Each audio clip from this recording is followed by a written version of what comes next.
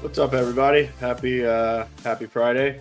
Shad's out at a hockey tournament in Toronto this Friday with his daughter. So GUAP and I are running the show. It's been a interesting week to say the least. Twitter's got mudslinging going on. We've got some of the top CEOs fighting with some of the fund managers in the space across Twitter. And to kick it off, Ben, Noah, if you guys would love to come on the podcast, I'd like to moderate a conversation between the two of you. You might want to give this a live forum and some actual conversation versus going back and forth on Twitter. So it's an open invite. If either of you would like to come on the podcast next week, Ben, would love to have you on for the first time to really dig into some interesting topics. Doors open, and would love to have you guys on. Aside from that, I mean, it's been a pretty busy week. I know we had some lows hitting yesterday from the August lows from before the HHS announcement. Shad had a tweet last night citing some perspective from the current administration, their potential views on cannabis. I mean, I can assure everybody that messaging and facts were vetted, and it was from someone talking directly to the transition team. That wasn't Shad just going rogue on the timeline at night. So what we say here is valid, and I mean it is rooted in fact. But with that being said, let's bring GUAP up and get into the headlines. What's going on, sir? Good morning. Yes, I would also love to have Ben come on the show to talk about his cash flowing business. We know it's about hashish, and he's got it. And yeah, he stays pretty quiet on Twitter, and I respect him for that. Actually, he's It'd be nice to have him come on and talk about GTI. Maybe we can get him on for the next earnings print. But as a olive branch, and I guess as a forum to the space, if they would like to come on and talk shop, it's the door's wide open. And then also, I mean, I think a lot of people are getting really just hyper focused on the price action right now. I think I had said last week sometime, don't pay attention to cannabis stocks for the rest of the year. There's going to be tax loss selling. There's not going to be a lot of action and a lot of buyers in the market. It's the end of the year. Stop looking and just save yourself the despair and come back in January, February.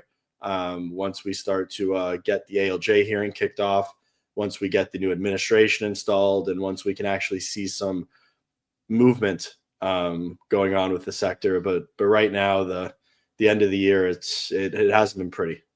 Yeah, like I said a couple weeks ago, I detailed the reasons I'm bullish in terms of the alignment that Trump seems to be getting at the executive level and some of the cabinet. I'm very bullish in January, in February. So, starting then, you'll see me perhaps a little more excited about buying some of these names. For now, it's just helping sort of that sort of situation where, in February, you could come in at very attractive multiples. I mean, the equities are grossly oversold. Tier ones. I mean, I know people that are in the market that are pretty well capitalized buying tier ones, notably Trulieve and Verano. That's not myself. That's some other individuals that I know in the space that have been in the space for a very long time. They see blood in the streets and they're buying. And obviously that's not financial advice or saying a cosign of, hey, it's probably safe to tip your toe in. They've got a much larger appetite for risk than I do. But there are people that are buying in the market right now. Yeah. And just another note off the top, DEA, your homework's due today. It's homework Friday, day. Yeah. It's Friday the 13th. And the judge told you got to get your homework done. Everyone else got their homework done. Yeah. Today's the day. I don't know if that results in any sort of, I don't think there's going to be another pre-hearing notice like we saw Matt Zorn keeping track of all of those. So you can get a preview of what the evidence will be, sort of presented by certain interested parties by going through, it's at marijuanarescheduling.com, which just redirects to his on drugs Substack. I'm not, but it's very, very interesting to get a preview there. I don't know if homework day will result in another sort of DA telemarking what their stance is going to be. but we talked about the definition of proponent, and we've Correct. covered that all before. It remains to be seen, but the good news is they're going first on January 21st, and I am very much going to tune in for the opening kickoff of that. Yeah, it'll be interesting. If I had to bet, Marijuana Moment will probably have it covered first, with what happens with the DEA, let's say, turning in their homework. So I'll look for I'll look to Tom, and I'll look for the Marijuana Moment Twitter to see what they post. But I'd be willing to bet that they get it out there first, and they probably have a solid ear to the ground as it relates to this stuff. But Arns, let's bring up the headlines and start to chew through that. Also, Lance, I think Toby is on vacation. He was taking a hiatus for the end of the year. I talk to him quite often. He didn't disappear due to the market action. He was just taking a break, and I think he actually went to Asia for a couple months. But he'll be back. That sounds nice. He'll be back in the beginning of the year. So, I mean, South Carolina, it was an interesting headline to see this morning. Senator Tom Davis, who's a Republican, might I add, has brought a bill back to be evaluated early next year as it relates to medical marijuana in the state of South Carolina. This is a big deal. I've reached out to Nancy Mace and her office for comment to see the viability of this and what it really looks like from a grassroots perspective. This bill has already passed the Senate in South Carolina once before. However, it was never taken up for the House. But I mean, GUAP, this is kind of your section, your neck of the woods with South Carolina, North Carolina, Virginia. So, I mean, what are you thinking here? And do you think this actually has a chance of getting put into practice? The Southeast is tough. It's close to my heart. I've got land in Virginia. I live here in North Carolina, South Carolina. I've been to plenty of times. Just a fun fact off the top here. We've got, in terms of population ranking, California's number one with 40 million, Texas, 30 million. If you add up the population of North Carolina, Georgia, and South Carolina, you get 27 million. So right in line with Texas. And Virginia, just a fun fact, Trulieve announced today that they opened up another dispensary in Georgia. Yeah. So they're actively expanding the footprint. Yeah, So carry on. North Carolina and Georgia each have 11 million, South Carolina 5. Okay. But with this bill in South Carolina, I would just caution anyone in South Carolina or considering entering the South Carolina market. How many bills have I tracked personally in North Carolina, Virginia, and New Hampshire, which is where I'm from originally? So that's not in the Southeast, obviously. But I'm saying we see these proposed bills. Part of me gets a little bit excited, and then I've been flattened about 3 times in a row in each state. So I would lean on Mace or anyone who's a representative in the state of South Carolina to tell us if this one has legs. But as an investor or someone who's an industry player, anytime a bill gets proposed, as we know, it needs to pass both houses and then get signed into law. So the other part about this that I think is kind of lame is it's going to require a doctor to write a prescription and then the pharmacist to dispense it. So we're not talking about medical dispensaries like in Virginia. About an hour from me is a medical dispensary from Green Thumb in Danville, Virginia. That's not what's being proposed here. So I would hope for more. I mean, a list of restricted conditions, like you got to be dying of ALS or cancer to get a medical prescription to go into a pharmacy. Like I'm happy for the patients that get to access their medicine, and at minimum, every state should have some program that's at that level. But I would hope for more. I think it's a starting point. I think it's a starting point. I mean, in Florida, like I consider us probably we are the strongest medical market in the country, and we started similar to that, progressed through, brought in smokable flower, saw brands come in from California. Obviously, we're still a medical program as Amendment 3 didn't pass in November, but I mean, we are a medical market that's very, I want to say progressive. The only products, or one of the only product form factors that we currently don't have are infused pre-rolls. And that's something that might come down the line. One day, Anthony, one day we'll be allowed to infused pre-roll. Yeah. But I mean, I see South Carolina as a starting point with the framework that's been proposed now by Senator Davis. The good thing is when we do talk about the South as well as the Sun Belt and the Rust Belt, I mean, these states coming online, South Carolina, North Carolina, Tennessee, Kentucky, Alabama, even Louisiana, this corridor is something that's going to, it needs to activate maybe in these very limited medical frameworks and then allow them to grow over time as they do realize the cannabis is not the boogeyman. You're not going to see a deterioration of just general welfare in the state. And it's something that its citizens do want, especially with something like Nebraska, which just actually voted on medical cannabis. But Arns, let's get into that.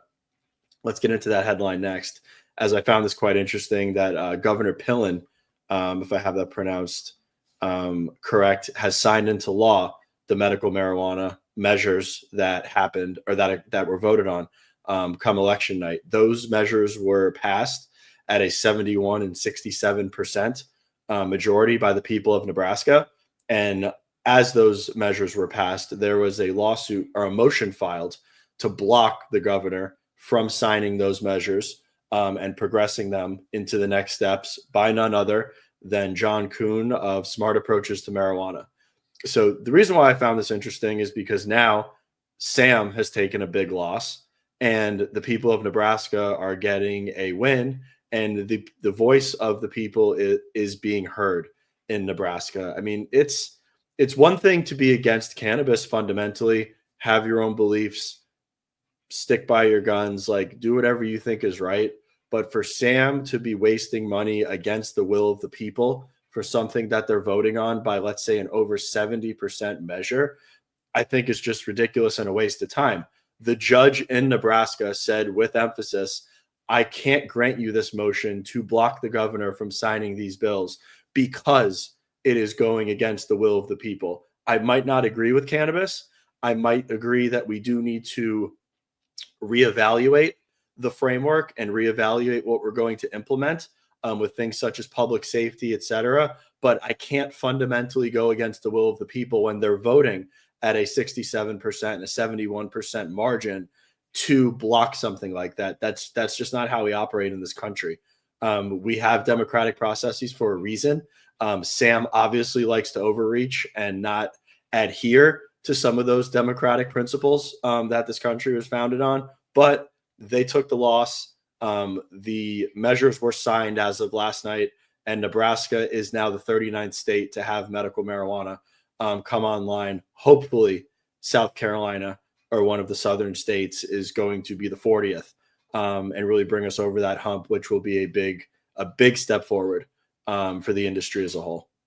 Yeah, good. I mean, good news. I definitely take some sick schadenfreude out of sticking it to Sam. Please join my organization, Smart Approaches to M&Ms. We're going to get M&Ms on Schedule 1 because they're highly addictive, and I've lost friends and family because of my addiction to M&Ms. So, I think great news for Nebraska. I thought it was interesting that they can purchase up to 5 ounces of medical cannabis. Seems to be high, like restrictive medical program in Georgia, South Carolina, little claps, 5 ounces. Okay. So, I mean, we'll see how it all shakes out. But, good for the Cornhuskers, low-key getting a ballot measure through.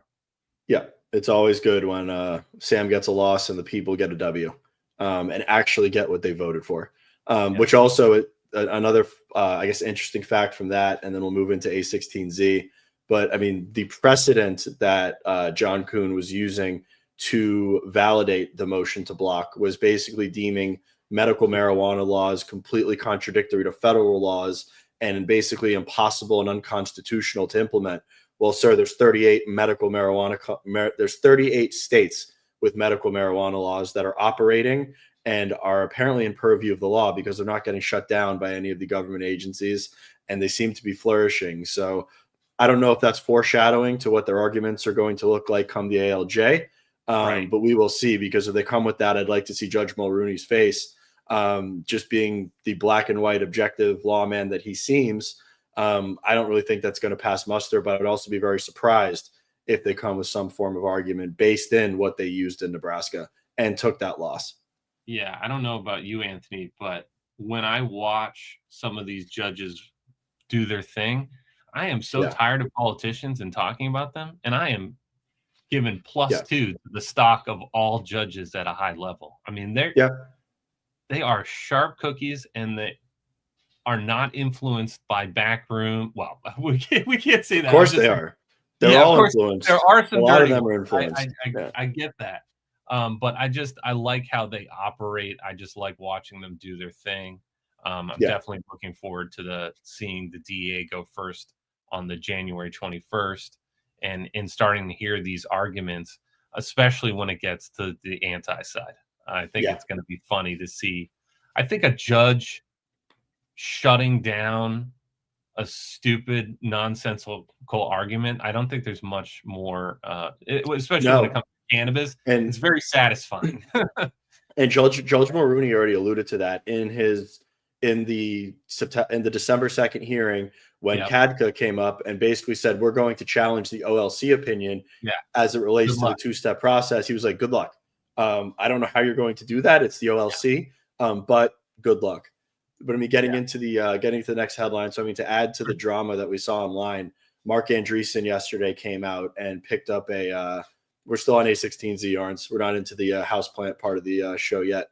But yesterday, Marc Andreesen came out on Twitter and basically said that cannabis makes you, I think it was unproductive. And I don't think he used the word stupid, but there was another word that was there. He has since taken down all of these tweets. But the most interesting part of it is he then came over the top and responded to Tom Angel in regards to banking the industry and basically said, I do support the banking, or I am vehemently against the debanking of the cannabis industry, name some other industries, but put it out there that it's basically just not, there's no place for the debanking of an industry such as cannabis. That being said, as for an industry as a whole, let's not attack everybody that has a differing opinion on the plant. Yes, his takes that cannabis blanketly makes you unproductive don't align with a lot of our core beliefs or a lot of people's core beliefs or hell, even science and data. But if someone of that stature sees that as soon as he mentions cannabis and gives his own perspective, that he's attacked by trolls, basically just saying like, you're completely wrong, blah, blah, blah. And with sheer vitriol, that's not a very good reflection of what's going on within the industry from, let's say, a public image. People are allowed to not agree with us. He didn't agree with what cannabis use has on, let's say, the human psyche and what people in general, but he does fundamentally agree that the industry should be banked and that the industry should not be being treated as it is. I can take that at face value. I don't think that Donald Trump agrees with the act of smoking cannabis, but I do think that Donald Trump understands that it's a $30 billion industry that employs 500,000 people, that has a immense growth rate on the horizon. It's going to be an industry analogous to alcohol in this country as a vice, and it does need to be banked. It does need to be taken off of Schedule 1. You can fundamentally understand that we as an industry should be treated the same as other industries and disagree with the use of cannabis. Those two things don't have to be mutually exclusive. Yeah, I mean, it sounds, I agree. I mean, with this red wave, with Andreessen here, perhaps these are unlikely allies, but it's sort of the allies we've got. And so I like, shout out to Mark Landers, who is like a one-man wrecking crew of disinformation. Like when someone posts something out there, like an Andreessen saying something, this comment's rich. Yeah, ethical trolling. I respect that. Yeah, Landers just destroys Sam arguments point by point. I'm not saying Yeah. everyone we're not the Twitter police here or anything, but I No. respect that approach quite a bit. But anyway, it sounds to me like this guy got a tap on the shoulder to tell him to delete the tweets. Like, I'm not saying it's from his own Something, PR team. but let's keep in mind, Marc Andreessen is in direct contact with the Trump administration. Marc Andreessen is in direct contact with Elon Musk, apparently, for interviewing potential candidates for Doge or the Department of Government Efficiency. Marc Andreessen is privy to what's going on as part of the conversation as it relates to business and commerce. He's an insider. The fact that he does agree that he agrees with Trump that the cannabis industry should be banked. He also fundamentally disagrees with debanking of legitimate industries, even though he did include prostitution on there, which I don't understand why. Maybe that was some sort of abstract thing towards OnlyFans, but I do think that may have cheapened his argument or his support for the debanking of the industry to a certain degree. But I'll take it at face value. He knows that we exist. One of the most prolific investors in the last couple of decades knows the trials and tribulations that the cannabis industry is facing. That's enough for me. If he wants to defer on his views on the plant, so be it. I'll take the recognition any way that we can get it as it relates to the fundamental businesses that we are talking about. I just like that this debanking Project Choke Point sort of talking point has gotten traction, and that's very pro industry, obviously. For that to go all the way to the highest levels and people to really understand that, we do owe Andreessen a pat on the back, but also like a light slap across the face when it comes to saying some pretty bogus stuff. I just think some new information's hard. It is, and I don't want to talk about I don't want to talk about the bill that shall not be named, but Section 10 in said bill does kneecap Operation Choke Point in real time. It's there. We know that. Not going to get into that, but yes, Section 10 of the bill does neutralize Operation Choke Point. Now, let's get into some interesting stuff that we actually want to talk about as it relates to the products. I know that yesterday we saw that HousePlant are getting back into the beverage game. Just so everybody knows, Seth Rogen via the HousePlant brand and Canopy Growth originally launched beverages in Canada. They were actually some of the best beverages I've had. They had a great thing going, and then I know the Canopy Growth and HousePlant parted ways. But this isn't Seth Rogen kind of like just entering the category. This is more so him taking his brand and re-entering the beverage space with, let's say, a reload into the U.S. market as it relates to D9 hemp beverages. It's interesting. It kind of got me thinking, when is too much? We're starting to see an immense amount of beverages in the space. We have some industry leaders that I think are taking pole position. We also have some brands that are coming in. I mean, Senorita with GTI, I'd have to guess that's probably a low market share beverage right now, judging by the acquisition price. However, I'd be willing to bet that that's going to get pumped into Barstool, as well as some of, let's say, Ben's relationships potentially with Sam. You've got Tilray that announced Sam Adams. You've got Sam Adams, not smart purchase of marijuana. You've got Tilray actually that just announced 3 mocktail D9 hemp beverages. I think it was yesterday that the news came out. This might be a controversial statement, but if you really were going to look at the businesses as they stand today, let's say from an MSO and a Canadian LP perspective, Tilray's probably got the best machine already built to sell beverages into. They have the microbrews, they have distribution, they have the relationships with large distributors via these beer brands. I'm very curious to see how Tilray does and how they scale their business in 2025, because they've got the pipes. They've got the pipes and the infrastructure. They just need to execute and create good brands. And I think the mocktails that they came out with yesterday were a Bellini, a margarita, and I forget the other form factor, but it was 3 mocktail D9 beverages. Back to HousePlant, though, I mean, what I thought was interesting was they're going with a 3 milligram dose versus a 5 milligram or a 10 milligram dose. I do like the 5 milligram dosages, but 3 milligrams in a 12-ounce beverage, I'm not going to want to drink 32 fluid ounces or 36 fluid ounces of beverage to get a 9 milligram THC dose. And that's not even taking into account what the sugar content is of some of those beverages. But I mean, GUAP, what'd you think? And I mean, what are you thinking about the whole beverage space? 100% agree with the last statement. We were talking pre-show about that very thing. Like 3, fine. You know, it's like you can have a 3 in your lineup, but if all of your 12-ounce cans are 3 milligrams, just, I don't know. You know, everyone's tolerance is different. But yeah, it sounds like you and me would be on the sort of like, I'm going to have what, 3 or 4 of these to like feel anything that's close. I mean, I feel like I could be more intoxicated off a Rolling Rock. But that's probably me. That's my tolerance. But probably, but also like what Brady Cobb about a year ago when beverages started to come out, he explained it quite well. Liquor companies and alcohol businesses and bars and restaurants, they want a beverage that's going to be sessionable. True. They don't want you to buy one beverage. So one 10 milligram beverage, one 20 milligram beverage.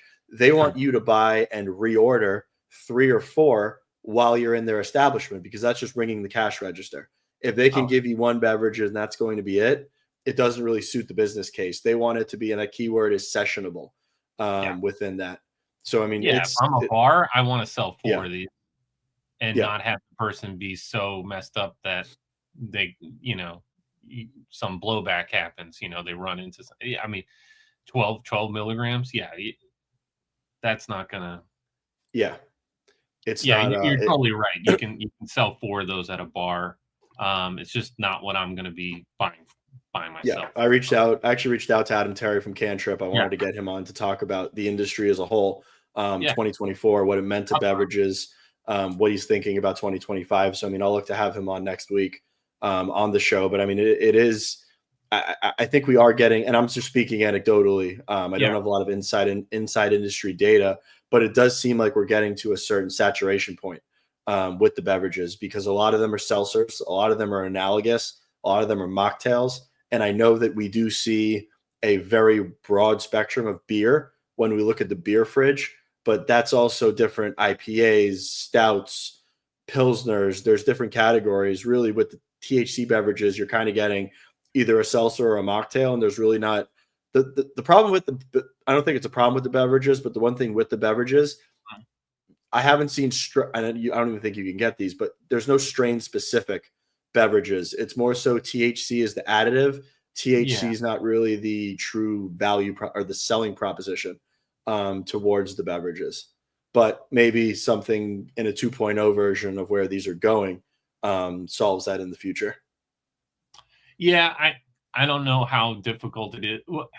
Marketing and reality are often different, but having a strain specific one, I'm sure they could market it as strain specific, but we would have to talk to Adam, and I'd be very interested to talk to him about emulsion technology, doing sort of a Dr. GUAP drop science with Adam Terry, teaching us all about the different types of beverages and emulsion. And he could go on for like 30 minutes about can liners, I'm quite certain. But yeah, I mean, I think, you know, just now that we've run through the headlines and we're moving more to the casual Friday portion, like you've been sampling a bunch of these hemp-derived beverages. Would you say I know this is all anecdotal and just have you cut back on smoking cannabis as a result? No. Are you just having like one of these a night or what? No, okay. No. So I like the beverages. I thoroughly enjoy the beverages. I like the Wana ones because they're smaller. 5 milligrams of THC with, let's say, 5 milligrams THCV and CBG, or then 5 milligrams of CBD and 5 milligrams of CBG in their balance, the balance and uplift. I enjoy the beverages. I enjoy I like the V, appetite suppression, maybe a little boost of energy. I'm interested in these formulated products. So yeah, like Juana's got the best formulations. I'd have to say the best products that I've tried this year, especially in the low dose hemp category, have been the Juana beverages and the Kiva gummies. The Kiva low dose hemp gummies have been awesome. That being said, they haven't supplemented smokable flower for me as far as that's concerned. Yeah. Nothing hits like smoking it. I think we can both agree on that, and as can the audience at home. And there's something about drier vaping for me that is the best. I mean, you're taking a plant from the ground, you're grinding it up, you're putting it in, you're heating it to 410 degrees, you're releasing all the terpenes, you're not combusting it. That's why I want that Storz & Bickel Crafty or Mighty if I'm feeling really flush for Christmas. We have no relationship with them. I just like their products. But I'm interested in getting one of those small portable dryer vapes because I have one of these Arizer tabletop bag fillers. It's great at a party. So it's a Volcano. Like a Volcano, Arizer makes a much cheaper Volcano, and there's nothing like it. It tastes good. You actually, it doesn't taste like burning. Like it tastes like the flower. You can actually tell what terpenes are in it. Everyone talks about terpenes, but then they burn them. If you vape them, you can actually taste and smell a lot better. Anyway, and it's better for you. I would say it's better for you. Gary, despite what Huberman says. Yeah, Gary, I would say that the Venti is the best in class. I have the Venti. Do you have that? It's like the size. I just can't handle it. It's like the size of this tanker. No, it's way smaller than that. It's way smaller than that. It's like the size of a. I want the pocket, not the. So to give the perfect analogy, size of a beard trimmer, like a decent size beard trimmer. It's about the same form factor in your hand. I've got that. The Volcano. Are you trying to say I need a beard trimmer? It's the same size. It's nowhere near the size of that Stanley Cup. All right, you don't have it on you. You used to be able to just grab it. It is no, I think it's actually on my balcony. Yeah. But that is one of the better products that I've used. Dryer vaping is the best for me. I love tinctures because again, full plant. I'm getting all the minor cannabinoids. I'm getting everything that is coming in the medicine through, and they're just squishing it into a tincture, full plant. The problem is, especially in North Carolina, what's available, if I'm not just dry herb vaping from a farmer friend, is just the rampant number of hemp shops in North Carolina. So I did sample. I went to a place 10 minutes from my house. It looks just like a dispensary in Colorado. They were super helpful, heady folks that were sourcing their THCA flower from 2 farms. They showed me test panels, pesticides, and COAs, and talk to me about where the farms are and what their practices are with soil. But those are good operators. Good operators. I don't know if Dank strip mall. Yeah. THCP shops with all sorts of 90% of the stuff I don't want in there. And you can get a vape with THCP and THC 0. And that's to me, I don't want to support that type of business. So I ended up. I don't support those businesses at all. And actually, Dank was supposed to put out an article or a story yesterday, which I'm not sure if he put out yet, but it's going to show I don't want to say hypocrisy, but it's going to show what some of the hemp companies are doing as it relates to THCA flower. I think he had caught a couple companies copy and pasting COAs on their website from just different strains, and just it looks completely doctored and just not coming next week. So yes, he'll be dropping that story next week that I'm sure will be informative. He's really shined a light on the dark side of the hemp industry that really is a storm cloud over the good actors in the hemp industry, which we have saw the last couple of weeks is one is set of regulations and weed Texas out are the willing bad. to Yeah. Lieutenant Governor Dan Patrick is willing to wage an all-out assault on hemp in Texas, which there are a lot of very good operators in Texas that are operating within the confines of the law and above, that are putting cannabinoids in the hands of people that do need access to them, as Texas doesn't have That's the medical tough part. marijuana to 20 degree. Yeah. And they just want to they want to blanket attack the hemp industry in Texas. I don't think they're going to be successful in this overall just blanket ban, but I think it's got a long ways to go. And that's definitely going to be something that probably hits headlines, let's say Q1 and Q2 of 2025. Yeah, it'll be interesting to see how that shakes out. It's really hard to put the hemp genie back in the bottle, as people say. There needs to be one set of regulations. I think a certain state could lead the way and other states could follow. There's some interesting things that could happen at the federal level. Obviously, we got the farm bill as is kicking the can down the road on that. The government's clumsy, I think, when it comes to cannabis and these. You don't say. Yeah. You don't. Just in you terms don't of say. they can't even get cannabis right, and then you throw like alphabet soup of cannabinoids at them, and some are good and some are bad, and THC 0 P bad, but V good. Like it D8 sort of good. Like it gets real messy, and they created this mess. I mean, they created it, and so they cleaning it up with big ban hammers is not the right move. We know that, but that's kind of what they do, right? I mean, they by the way, guys, if you want to ask us if you want to ask us any questions on anything that's going on in the industry, fire away and just drop them into the comments. Would be more than happy to answer any questions you might have in the comments. But yes, as far as Florida goes, I do see them cracking down on hemp.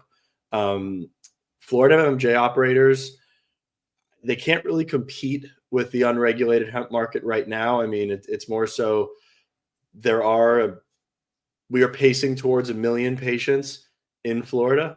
The Florida medical market is very much so alive and well. However, the Florida hemp market is very much so alive and well as well.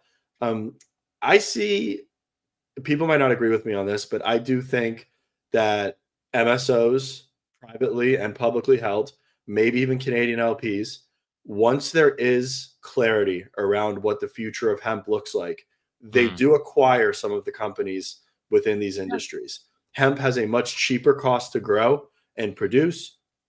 Low dose hemp could potentially have access to retail as well as big box outside of the dispensary. And it could have a very large impact as a consumer trend getting into the years ahead. So I'm not saying that's going to happen, but once there is clarity, MSOs need growth. That's for certain. I know a lot of hemp companies that are making a decent amount of money.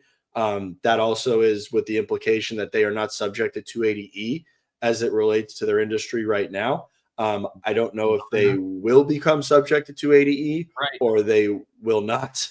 There also might be some sort of tax that's brought up, but I could see MSOs acquiring some of the top hemp operators in the country, not only to drive growth if it's an accretive acquisition, but also to add optionality for their consumer, as I do think that there is going to be a consumer that wants a low dose hemp product versus a traditional cannabis product. And am I still holding High Tide? Yes. The shares that I bought, I haven't sold. I've actually added to them. My position was as far down, I think, as 36% at one point. I think it's up 25% right now, but I'm not selling those shares. That's not a trade. That's in an account that I don't touch, that I just allocate capital to. And yeah, I still hold those High Tide shares. I did not know you did. That's awesome. Obviously. So hold on. The one thing that I'm not going to comment on in detail is the Kovler and MSOS drama. To be honest, I don't know the inner workings of the ETF from a leverage perspective good enough to comment on them, so I'm not going to. What Ben wants to do and what Noah and Dan want to do, engaging in conversation on Twitter in public, is probably the most detail that you're going to get on the situation. And like I had said at the top of the show, they've got an open invite. If they want to come on and have a conversation about what their concerns are and set the record straight as it relates to the ETF and as it relates to Green Thumb, more than happy to host them and give them a forum to do that. But commenting on it and speculating on it, as I do think that it's a serious matter that really can't afford to have any misinformation around, it's not something that I'm willing to comment on at this time. No, we'll just have Noah or Dan on to explain how ETFs work again, and then, whatever this number discrepancy was that is actually pretty explainable, they can explain it. We've given them a forum before to do that. And then let's have Ben come on after the next kick-ass earnings. This is we don't care. So Jeff, it's not. I don't care about it. It shouldn't be surprising because the MSOs need to be very risk averse here. They don't want to buy a company and they don't want to integrate a company, which is expensive, that then gets regulated out of existence. I don't think that's going to happen. I don't think they think that's going to happen, but there needs to be a cautious approach before they actually execute some M&A transactions and buy those hemp companies. They need absolute clarity into what the future of the hemp industry is going to look like, and they're not going to act before that. Good comment today. Did we catch the Germany news about the pilot program? Yes, absolutely. I did. Didn't have enough time to read into it. It should have been in headlines that I didn't have enough time to read into it. I was probably going to kick it to next week to have somebody on from Germany that can explain in greater detail as it relates to what's going on there. My early read on it is it's Pillar 2 light. Switzerland has some pilot programs. It sounds like Germany's going to take a similar approach. It's very, sort of like, let's do a very limited rollout with some rec stores, see how it goes. All shit's not going to break loose as a result of there being a rec cannabis store in the middle of Berlin. They're going to run a few tests, and then Pillar 2 probably is the next thing. So we're seeing companies like High Tide and OGI kind of get their ducks in a row. I know OGI is shipping into Germany. High Tide and Flora also might apply for these pilot programs. We're tracking the story for sure, because as the U.S. sort of stumbles over itself, there's markets slowly opening up. Other places. No, Drew, we're not going to zero. Like we've said, cannabis is a macro trend. It's a $30 billion industry. I do think, and this might be a controversial statement, there are currently some zombie companies that are public and that people are seeing as potentially investable. I'm not really here to tell you which ones are and which ones aren't. There will be winners in the cannabis industry. There are going to be clear-cut winners in the cannabis industry, and this industry is not going anywhere backwards. It's only going forwards. Do the capital markets look completely dislocated? Are they completely oversold? Are they potentially foreshadowing, let's say, a lack of growth and just a complete opaque nature as to who's actually going to win? You could argue that. Do I think that you could catch falling knives with some of the, let's say, top operators in the space right now? You could. Are you? I don't have a crystal ball, otherwise I wouldn't be sitting here right now, but I do not think we are going to zero. But any whole number can be halved, like I had said yesterday, and it's really, really, the industry's on life support right now from a public equity standpoint. There's a lot of uncertainty. We need to get into January. We need to see the new administration do something, and I do think they're going to do something. It's just a function of when are they going to do something. No one knows about that. But are we going to zero? No, I don't see that happening. Yeah, RFK deschedules cannabis within 100 days of taking office. Maybe, right? Put a percentage chance on it, but no, it's going to be. I just like how things are aligning with the Trump administration. I've said that before. So I do have some hope there. Yes, Shad's tweet was real. And there's definitely reason for optimism there. I'm definitely. I always go back to the .com boom. You saw the people that are out of the gate, the people that are out of the gate first aren't necessarily the ones that become the Googles and the Apples down the road. There's always an AOL. There's always Yahoo. The and overall those pioneers, those pioneers and the ones that are willing to take the risk first aren't necessarily the market leaders once things come to fruition and the industry starts to hit that maturation curve. I don't know who that's going to be. I can take a very good guess on who that's going to be. I'll probably be buying their stock in Q1 of next year. But could they go to zero? Sure. Anything can go to zero. We don't know what's really going to happen. I think it's important to see the overall growth trend for the plant worldwide is up and to the right. And then within that, there's an expansion and contraction that's going to happen along the way. But the trend, and I repeated it, I said it before, cannabis consumption is up year over year for 6,000 years. That's the trend line I'm watching. There's expansion and contraction along the way. And right now we're probably in the from a number of businesses that are investable and doing well contraction. But then the players that emerge from that sort of thing are stronger than ever. So this is not the first business cycle that we've witnessed in our lives. So no. Yeah. I've witnessed three of these cannabis cycles. I've witnessed three of these cannabis cycles and 3 of these crypto cycles, and things get very bad. Things are very bad right now. All things considered, we're probably, I don't call bottoms.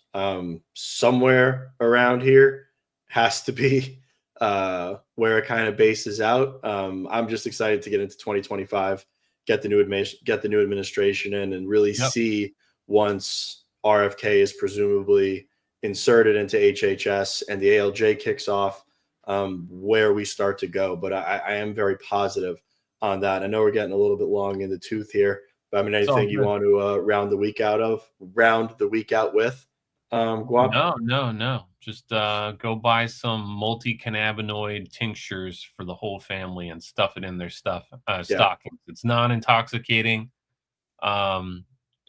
It's got a bunch of minor cannabinoids without THC. Multi-cannabinoid oil from New Leaf Naturals is what I just bought about 4 bottles of, big bottles, and it's I think it was 1,800 milligrams for $15 a bottle. Wow. But it's just 1-to-1 CBC, CBG, CBN, and CBD from New Leaf Naturals, which it seemed like just a fun, to get the grandma who's never tried cannabis before, but now you're giving her something that may actually help her. She'll probably want the THC gummy in no time. But Ben brings up a pretty good point. Pets actually do benefit from CBD. I've seen it. Yeah, I've given my dog CBD that's super anxious, and she calms right down after it. It's CBD and pets. I mean, obviously we don't know what they're feeling. But I have seen it anecdotally work. I saw it with my own eyes with a sort of a pretty large Labradoodle that was probably getting to the point and age where things were, starting to feel arthritic. The joints don't move they don't have the puppy energy. Gave this dog, a 10-year-old Labradoodle, big dog, some CBD, pretty big dose. And suddenly, I'm telling you, for the next year of this dog's life, there was a resurgence of puppy energy. You could tell, you're in tune with your dogs as much as your dog's in tune with you. You can tell when they have more energy and things aren't hurting as much. I mean, the dog went from I just leave me in my bed to let's go on a walk, and I'm excited to go on a walk. So it's another stocking stuffer idea is pet CBD. Oh, I So think if it's you time really to. want, if you really want to make your grandma happy, get CBD for her and her dog. That's Yeah. the I think it's time to. I think it's time to wind this down for the Yep. week. Everybody, I mean, thank you all for tuning in. Yep. In good Shad spirit, smash that like button, and if you haven't subscribed to the Baked In newsletter, listen to me ramble every morning about what's going on in cannabis from a headline perspective, and kind of my take on the market. And then we will see everybody next week. Look forward to it, and everybody have a great weekend. Also, stop pardoning criminals and start pardoning people with nonviolent cannabis offenses. Please. 39? You said you were going to do it. You said you were going to do it. Go ahead and do it. Facts. Live long and prosper.